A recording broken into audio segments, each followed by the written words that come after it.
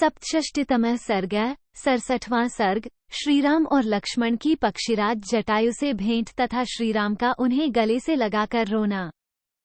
भगवान श्री रामचंद्र जी सब वस्तु का सार ग्रहण करने वाले हैं। अवस्था में बड़े होने पर भी उन्होंने लक्ष्मण के कहे हुए अत्यंत सारगर्भित उत्तम वचनों को सुनकर उन्हें स्वीकार किया। 1। तदनंतर महाबाहु श्रीराम ने अपने बढ़े हुए रोष को रोका और उस विचित्र धनुष को उतारकर लक्ष्मण से कहा। 2। वत्स, अब हम लोग क्या करें? कहाँ जाएं? लक्ष्मण, किस उपाय से हमें सीता का पता लगे? यहाँ इसका विचार करो। 3। तब लक्ष्मण ने इस प्रकार संताप पीड़ित हुए श्रीराम से कहा, भैया, आपको इस जनस्थान में ही सीता की खोज करनी चाहिए। 4। नाना प्रकार के वृक्ष और लताओं से युक्त यह सघन वन अनेक राक्षसों से भरा हुआ है।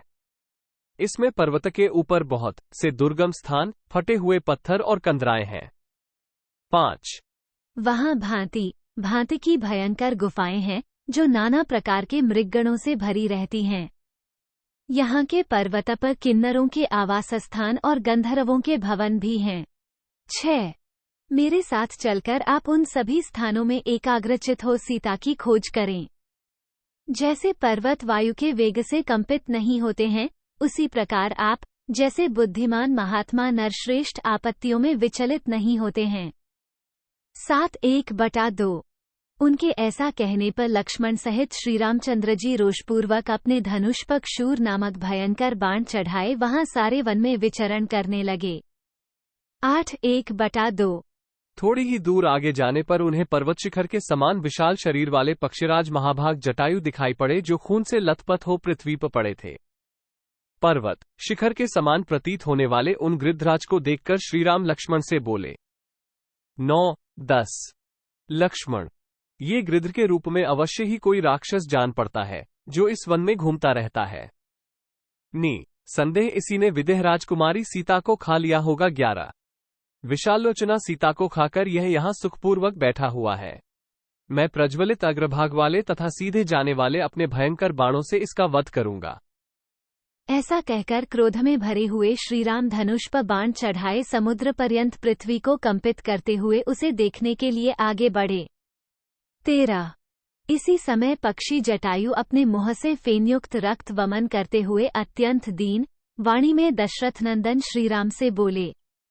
14।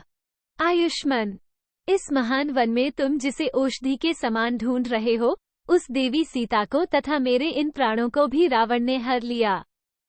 15। रघुनंदन, तुम्हारे और लक्ष्मण के न रहने पर महाबली रावण आया और देवी सीता को हरकर ले जाने लगा।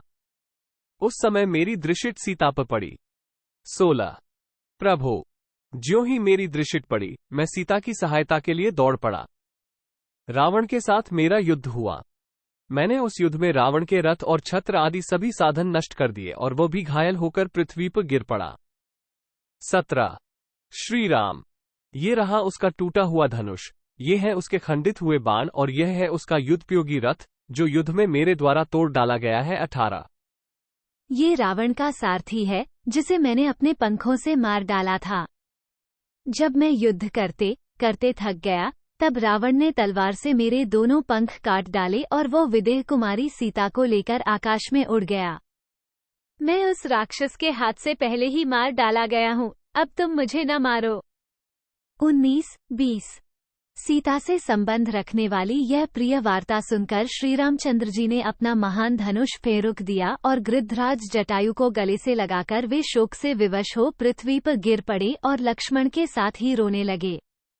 अत्यंत धीर होने पर भी श्रीराम ने उस समय दूने दुख का अनुभव किया।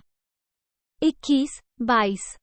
असहाय हो एकमात्र ऊर्ध्वश्वास की संकटपूर्ण अवस्था में पड़कर बारंबार लंबी सांस खींचते हुए जटायु की ओर देखकर श्रीराम को बड़ा दुख हुआ। उन्होंने सुमित्रा कुमार से कहा। 23। लक्ष्मण, मेरा राज्य छिन गया, मुझे वनवास मिला, पिताजी की मृत्यु हुई, सीता का अपहरण हुआ और ये मेरे परम सहायक पक्षीराज भी मर गए। ऐसा जो मेरा ये दुर्भाग्य है, ये तो अग्नि को भी जलाकर भस्म कर सकता है। 24।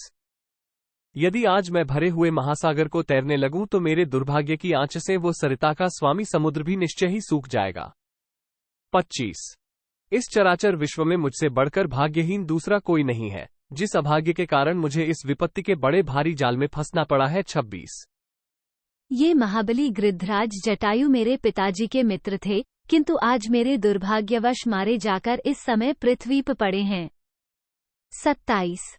इस प्रकार बहुत सी बातें कहकर लक्ष्मण सहित श्री रघुनाथ जी ने जटायु के शरीर पर हाथ फेरा और पिता के प्रति जैसा स्नेह होना चाहिए वैसा ही उनके प्रति प्रदर्शित किया। 28। पंख कट जाने के कारण गृध्राज जटायु लुहान हो रहे थे।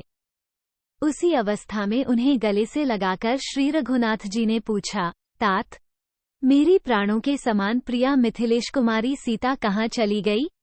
इतनी ही बात मुंह से निकालकर वे पृथ्वी पर गिर पड़े। 29। इत्यार्षे श्रीमद् रामायणे वाल्मीकि आदिकाव्यरण्य कांडे सप्तषष्टितमः सर्गः। इस प्रकार श्री वाल्मीकि निर्मित आश्रमायण आदिकाव्य के अरण्यकांड में 67वां सर्ग पूरा हुआ। 67।